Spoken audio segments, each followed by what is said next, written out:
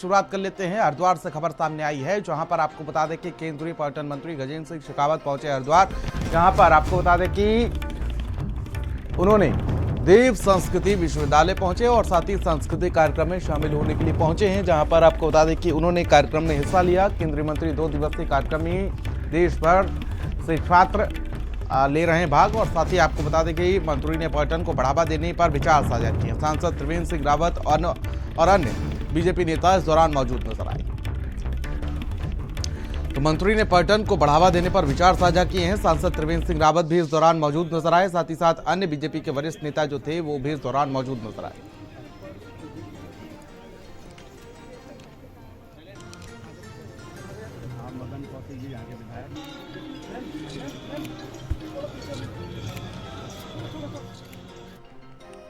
चलिए खबरों में आगे बढ़ेंगे और खबर कोटद्वार से, जहां पर उत्तराखंड में भारतीय जनता पार्टी के प्रदेश अध्यक्ष के नाम को लेकर चर्चाएं चल रही हैं। प्रदेश में जल्द बीजेपी प्रदेश अध्यक्ष के नाम की घोषणा होगी और बीजेपी के वरिष्ठ नेता पंडित राजेंद्र अंतवाल ने मीडिया से बात करते हुए कहा कि बीजेपी उत्तराखंड में अपने नए प्रदेश अध्यक्ष के नाम की जल्द घोषणा करने जा रही है और आम सहमति के बाद नए प्रदेश अध्यक्ष को बनाया जा रहा है। जल्दी ही प्रक्रिया चल रही है और जैसे ही नेतृत्व का वो होगा तुरंत हो जाएगा। अब ये जल्दी ही घोषणा होने वाली। एकजुटता तो पहले से ही है, उसमें कई नाम आते हैं, सक्षम लोग हैं सब, और पार्टी के जो कद्दावर नेता हैं, और जिसको हाईकमान तय कर लेता है और सहमति से उसकी घोषणा हो जाएगी, कोई दिक्कत नहीं है।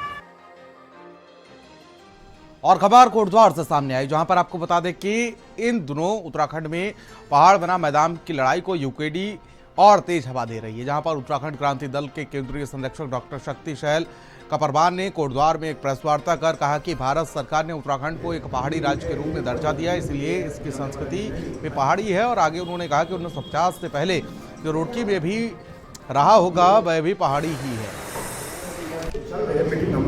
देखिए, भारत सरकार ने उत्तराखंड राज्य को पहाड़ी राज्य के रूप में दिया है। पार्लियामेंट में जो प्रस्ताव पारित हुआ है कि उत्तराखंड एक पहाड़ी राज्य है, इसलिए उत्तराखंड के 140 लाख लोगों को ये समझना होगा कि उत्तराखंड एक पहाड़ी राज्य है। उसकी संस्कृति, उसकी पहचान, उसकी मान्यता का सबको सम्मान करना होगा। उत्तराखंड का कोई भी मूल निवासी चाहे वो रुड़की में रहता हो और वो 1950 से उत्तराखंड में रह रहा है, तो वो भी पहाड़ी है।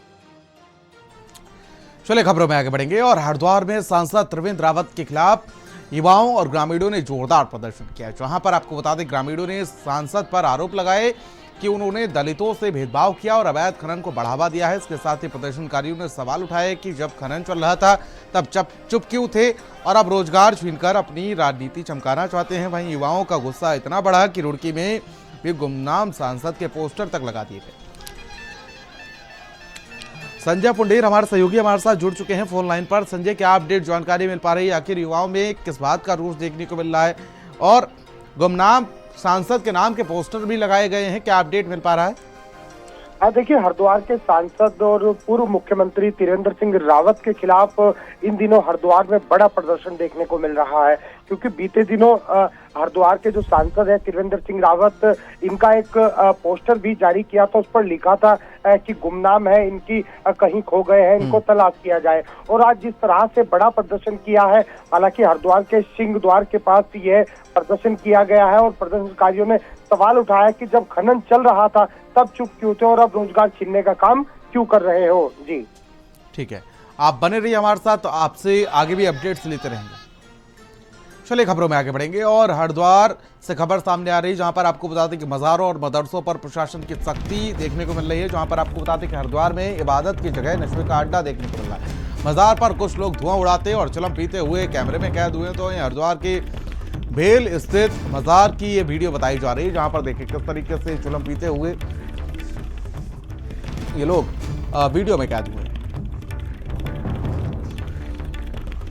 तो हरिद्वार के भेल स्थित ये वीडियो बताई जा रही है, जहां पर देखिए किस तरीके से मजार पर नैतिकता की धज्जियां उड़ा रहे ये लोग।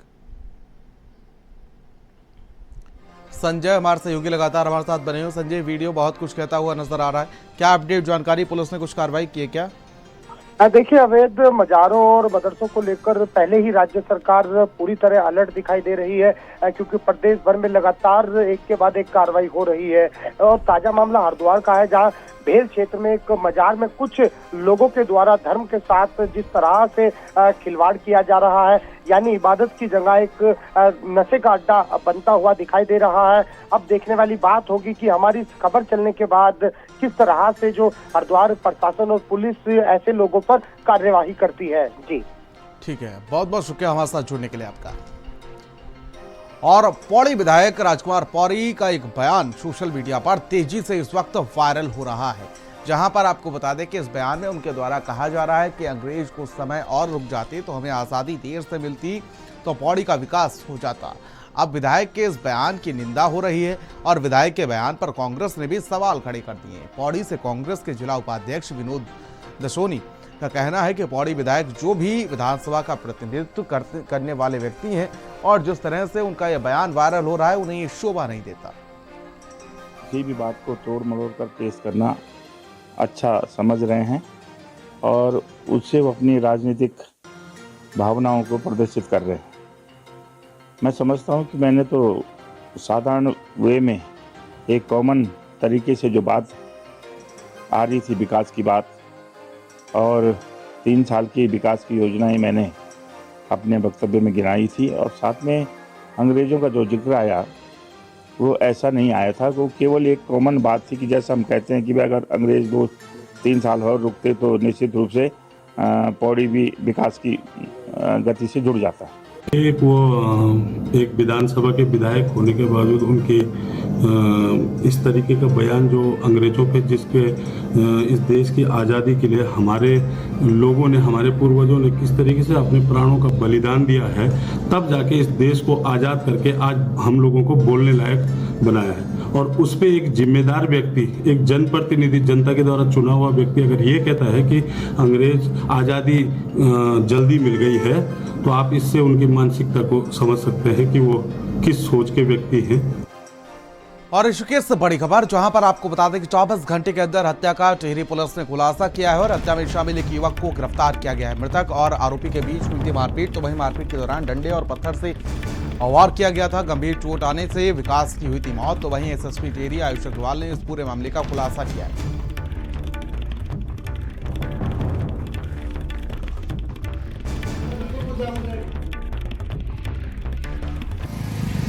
एक व्यक्ति का शव जो है खून से लथपथ शव ये पड़ा हुआ है दर्शन महाविद्यालय की छत पर। इसमें तुरंत जो एसएचओ हैं वो टीम के साथ वहाँ पर मौके पर पहुँचे और इस पूरी घटना के खुलासे के लिए हमने इन टीम्स को लगाया था। और इसमें जो मुख्य अभियुक्त था भीम सिंह, इसको हमारे द्वारा गिरफ्तार कर लिया गया। इससे पूछताछ में सामने आया है कि ये लोग नेपाली मूल के थे, यहाँ पर कबाड़ी का काम करते थे। इन पर किसी बात को लेकर इनके बीच में आपस में झगड़ा हुआ और उसी में इन्होंने एक दूसरे के ऊपर लाठी डंडों से और पत्थर से वार किया, जिसमें कि जो ये मृतक व्यक्ति है, विकास नाम था जिसका, इसकी मृत्यु हो गई। उसमें जो मुख्य अभियुक्त था भीम सिंह, इसको गिरफ्तार कर लिया गया है और जो भी आला कत्ल था, पत्थर था और जो डंडा जिससे उन्होंने वार किया था, उसको बरामद कर लिया गया है। चलिए खबरों में आगे बढ़ेंगे और ऋषिकेश से खबर है, जहां पर दिल्ली से आए युवक गंगा नदी में डूब गया। जहां पर आपको बता दें कि एसडीआरएफ और गोताखोरों की तलाश, गोताखोर जो हैं वो तलाश कर रहे हैं। और साथ ही आपको बता दें कि अपने 4 दोस्तों के साथ घूमने आया था नरोत्तम, काली कमली आश्रम के पास नदी में युवक डूब गया। गोताखोरों की कई टीमें फिलहाल तलाश में जुटी हुई हैं। और साथ ही आपको बता दें कि काली कमली आश्रम के पास नदी में युवक डूबा है। दिल्ली से युवक आया था, गंगा नदी में डूब गया। पंकज पवार उत्तराखंड से हमारे ब्यूरो चीफ हमारे साथ जुड़ चुके हैं। पंकज, क्या अपडेट मिल पा रहा है? देखिए, 5 पर्यटक जो हैं वो दिल्ली से आए थे और ऋषिकेश पहुंचते ही एक पर्यटक जिसका नाम नरोत्तम था और महेंद्रगढ़ हरियाणा का रहने वाला था, वो काली कमली के पास गंगा में नहाने के दौरान वो जब उतरा तो उसमें तेज धारा की चपेट में आ गया। उसका जो है एसडीआरएफ जो है उसको उसके शव को खोज रही है। लेकिन कुल मिलाकर जो ये दोस्तों के साथ जो गंगा की लहरों के साथ अठेलियां करने की कोशिश या फिर वो करने की कोशिश करते हैं, तो उनके साथ अगर कहा जाए तो इसी तरीके की दुर्घटनाएं हो जाती हैं। कहीं ना कहीं जो यहाँ पर पर्यटक आ रहे हैं और वो गंगा की लहरों से अगर कहा जाए तो बिल्कुल भी खेल ना करें। कई बार इसी तरीके की घटनाओं की वजह से जो है बड़ी दुर्घटनाएं हुई हैं और बड़ी संख्या में जो युवक हैं या फिर पर्यटक आते हैं वो इसी तरीके से गंगा में बह जाते हैं। जी ठीक है, बहुत बहुत शुक्रिया हमारे साथ जुड़ने के लिए। हरिद्वार से खबर सामने आई जहां पर नई शिक्षा नीति के तहत स्कूल बैग के वजन पर सख्ती देखने को मिली। 1 अप्रैल से नए शिक्षा सत्र में स्कूल बैग का वजन निर्धारित किया जाएगा। छात्रों के बैग का भार उनके शारीरिक वजन के अनुसार तय होगा। मुख्य शिक्षा अधिकारी ने सभी स्कूलों को सख्त निर्देश दिए हैं। स्कूल नियमों का उल्लंघन करता है तो मान्यता रद्द की जाएगी। नवीन राष्ट्रीय शिक्षा नीति के अनुरूप और जो बैग भार का वजन है, क्या पाठ्यक्रम लगेगा, क्या पुस्तकें लगेंगी, उसके बारे में पहले ही हमने निर्देश जारी कर दिए थे। और जो 2024 में एक शासनादेश हुआ था जिसमें सभी कक्षाओं के लिए बैग का वजन निर्धारित किया हुआ है और उसको सख्ती से लागू किए जाने के लिए विभागीय निर्देश भी संबंधित विद्यालयों को दिए गए हैं। और ऋषिकेश में चारधाम यात्रा की व्यवस्थाओं को लेकर डीएम टिहरी मयूर दीक्षित ने क्षेत्र का स्थलीय निरीक्षण किया और इस दौरान एसएसपी टिहरी आयुष अग्रवाल सहित तमाम आला अधिकारी भी मौजूद रहे। डीएम ने बताया कि चारधाम यात्रा को लेकर आज मुनिकरेती क्षेत्र का स्थलीय निरीक्षण किया गया और इस दौरान सड़क, पानी, बिजली आदि व्यवस्थाओं को किस प्रकार से बेहतर और सुचारू किया जा सकता है, इसको लेकर चर्चा हुई है।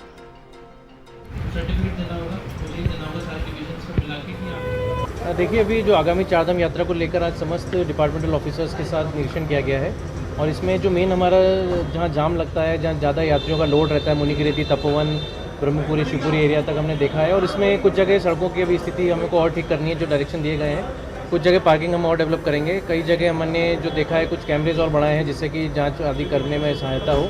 टॉयलेट्स आदि की व्यवस्था भी चेक करी गई है। अभी बैठक भी हम लोग लेंगे और होटल्स में रेट लिस्ट लगे, ढाबों में रेट लिस्ट लगाई जाए और सभी जगह शौचालय, पीने के पानी की व्यवस्था सुचारू हो, इस बारे में डायरेक्शन दिए गए हैं। अभी बैठक में हम लोग और उसको विस्तृत से चर्चा करेंगे। हल्द्वानी नगर निगम में पिछले 3 साल से काम कर रही बैणी सेना को स्कॉच अवार्ड से सम्मानित किया गया। हल्द्वानी के लिए ये एक बेहतर बड़ी उपलब्धि है। स्कॉच अवार्ड मिलने के बाद नगर निगम के मेयर, अधिकारियों और बैणी सेना में काम कर रही महिलाओं में खुशी का माहौल है। बैणी सेना ने सफलता का श्रेय नगर निगम के निवर्तमान मेयर और अधिकारियों को दिया है।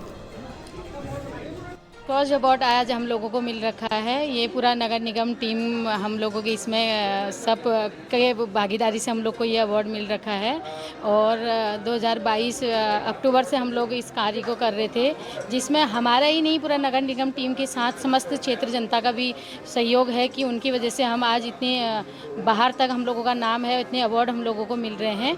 सेना का गठन पूर्व में किया गया था और इसमें तत्कालीन नगर आयुक्त पंकज उपाध्याय जी, तत्कालीन महापौर जी और उनकी टीम के माध्यम से इसका गठन किया गया था बैणी सेना, जिसने यहाँ पर समूह के रूप में काम किया और टैक्स कलेक्शन में इसकी एक बहुत बड़ी भूमिका रही। इसके अलावा नगर निगम के बहुत सारे कार्यों में मॉनिटरिंग करने के स्तर पर भी बैणी सेना का लगातार सहयोग मिल रहा है। लगातार नगर निगम को सफलता मिलती है। सेना 57 महिलाओं का एक समूह है, जो 57 स्वयं सहायता समूह की 570 महिलाएं हैं, वो हम बैणी सेना में जुड़ के काम कर रहे हैं। और हल्द्वानी में जो 1 से 60 वार्ड तक जो बैणी सेना काम कर रही है, उसमें हमारा काम यूजर चार्ज की वसूली करना और वार्डों में कूड़ा गाड़ियों की निगरानी करना और स्वच्छता के प्रति लोगों को जागरूक करना, गीला कूड़ा, सूखा कूड़ा अलग अलग करने के लिए भी जागरूक करना। और खबर चमोली से, जहां पर आदर्श प्राथमिक विद्यालय थोराली के वार्षिकोत्सव का आयोजन हुआ और राजकीय आदर्श इंटर कॉलेज प्रांगण में वार्षिकोत्सव का आयोजन हुआ। इस कार्यक्रम में थोराली से विधायक भोपाल राम टामटा ने बतौर मुख्य अतिथि शिरकत की। जहां पर आपको बता दें, कार्यक्रम में नन्हे मुन्ने स्कूली बच्चों की रंगारंग प्रस्तुतियां हुई और इस दौरान विधायक चमटा ने कहा कि सरकारी स्कूलों की दिशा में बीजेपी सरकार में सुधार हुआ है। लोईवाला के थानो क्षेत्र में चल रहे प्राथमिक स्वास्थ्य केंद्र के उच्चीकरण की मांग को लेकर ग्राम सुधार महिला और पुरुष विकास समिति के कार्यक्रम का आयोजन किया गया। पिछले 10 वर्षों से स्थानीय लोग लगातार इस अस्पताल के उच्चीकरण की मांग कर रहे हैं, जिसका तत्कालीन मुख्यमंत्री द्वारा घोषणा भी किया जा चुका है और साथ ही स्थानीय लोगों ने एक बार फिर से हॉस्पिटल के उच्चीकरण की मांग को उठाया। आपको बता दें कि इस अस्पताल में प्रसव पीड़ा की कोई व्यवस्था नहीं है। 10 सालों से जो है उच्चीकरण की मांग को लेकर हम यहाँ पर कार्य कर रहे थे। यहाँ पर हमारी एक समिति है, ग्राम विकास सुधार समिति है, उसके जितने भी प्रतिनिधि हैं तो सब लोग इसमें आगे आके हिस्सा ले रहे थे और सभी लोग गांव के क्षेत्र के लोग वहाँ पर बात कर रहे थे। हुआ भी है, ऐसा नहीं है कि उनका प्रयास सफल नहीं हुआ है, उनका प्रयास सफल हुआ था और माननीय तत्कालीन मुख्यमंत्री जी ने उसमें उच्चीकरण की घोषणा की थी। लेकिन बीच में ही जो है अचानक से कुछ बाधा आ गई और बाधा क्या आ गई, एक बात ये हुई कि एम्स को जो है ये जो है हमारा प्राथमिक स्वास्थ्य केंद्र दिया जाए। लेकिन जब एम्स को दिया गया तो एम्स ने वहाँ पर कार्य सुचारू रूप से नहीं करा तो गाँव वालों ने फिर से उसका विरोध शुरू करा। हम भी उस विरोध में शामिल हुए। 5 वर्षों से और निरंतर यहाँ पर आबादी बढ़ रही है और सरकारी जो विभाग है उन्होंने भी 72,000 लाभार्थियों को इससे जोड़ा है, लेकिन सरकार बार बार मानक का बहाना बना करके यहाँ के क्षेत्र के जनप्रतिनिधि और जन भावनाओं का एक तरीके से नजरअंदाज कर रही है। ये बराबर यहाँ पे स्वास्थ्य मंत्री, उनसे भी मुलाकात, यहाँ की जो हमारी समिति है महिला पुरुष सुधार समिति, वो भी बराबर मांग कर रही है, लेकिन सरकार बिल्कुल इस पे ध्यान नहीं दे रही है। यहाँ के क्षेत्र के जनप्रतिनिधि, यहाँ के जो युवा हैं, यहाँ के जो बुजुर्ग हैं, वो निरंतर इस मांग को उठा रहे हैं, लेकिन अभी तक इसमें कोई समाधान नहीं है। बागेश्वर से गरुड़ मोटर मार्ग के बीच कमेडी में बने कोलतार डामर प्लांट से उठने वाले धुएं से 1 दर्जन से अधिक गांव परेशान हैं। धुएं के कारण ग्रामीणों को गंभीर बीमारियों का सामना करना पड़ रहा है। कोलतार से धुएं से कैंसर जैसी गंभीर बीमारियों की शिकायत को लेकर लोगों में रोष है, तो वहीं इस मामले को लेकर ग्रामीणों ने डीएम बागेश्वर और कुमाऊं आयुक्त को पत्र लिखा है। यहाँ एक डामर प्लांट है जिस कारण हमारे गांव में बहुत सारी प्रदूषण से रिलेटेड बीमारियां हो रही हैं। जैसे गांव के ये पहले तो डामर पता नहीं किस तरीके से इसको बनाया गया है। इस गांव को 500 मीटर दायरे में ग्रामीण एरिया में नहीं होना चाहिए, नियमों की अवहेलना है। और क्या कहते हैं, चिमनियों की हाइट का इसका में 15 फीट से ऊपर होगा नहीं। जिस हिसाब से इसका वो है वोल्ट कैपेसिटी है, उस हिसाब से इसने 250 फीट करीबन होना चाहिए। बट इन्होंने ये भी मापदंड नहीं लिए हैं और इन्होंने गांव में जैसे बहुत सारी लेडीज बीमार हैं जिसमें अस्थमा, ये सांस की बीमारियां, इस टाइप की बीमारियां हो रही है बहुतों को। दीपक जोशी हमारे साथ जुड़ चुके हैं। दीपक, क्या अपडेट जानकारी मिल पा रही है? इस तरीके से कहीं ना कहीं ये प्लांट परेशानी का सबब बना हुआ है। देखिए, ये गरुड़ से बागेश्वर की ओर बीच में कमेड़ी पड़ता है, ये वहाँ का मामला है। यहाँ पर 10 सालों से कोलतार का यहाँ पर एक फार्म लगा है जो यहाँ पर कोलतार और यहाँ पर रोड़ी कसरी जो बनाता है। ऐसे धुआं जो आता है, यहाँ के आसपास के जो 5-7 गांव हैं, वो गांव काफी लंबे समय से प्रभावित हैं। उन लोगों को धुएं के कारण वहाँ की जो महिलाएं हैं उनको गंभीर बीमारियां हो रही हैं। बहुत सी महिलाएं मर भी चुकी हैं जो पहले स्वस्थ थी, लेकिन जो धुआं यहाँ से जो आता है, इस धुएं के कारण यहाँ पर जो ग्रामीण है वो परेशान है। ये जो बना है, ये जो प्लांट बना है, ये प्लांट रिहायशी इलाकों में बना है। काफी लंबे समय से ग्रामीण इसको हटाने की मांग कर रहे हैं, लेकिन ग्रामीण की बात सुनी नहीं जा रही है। जबकि वहाँ शिक्षण संस्थान वहीं पर है, सभी चीजें वहीं पर है। लोग खामोशी से तमाशा देखना चाह रहे हैं, लेकिन अभी तक इसमें कार्रवाई नहीं हो पाई। बहुत बहुत शुक्रिया हमारे साथ जुड़ने के लिए आपका। और वक्त एक छोटे से ब्रेक का है।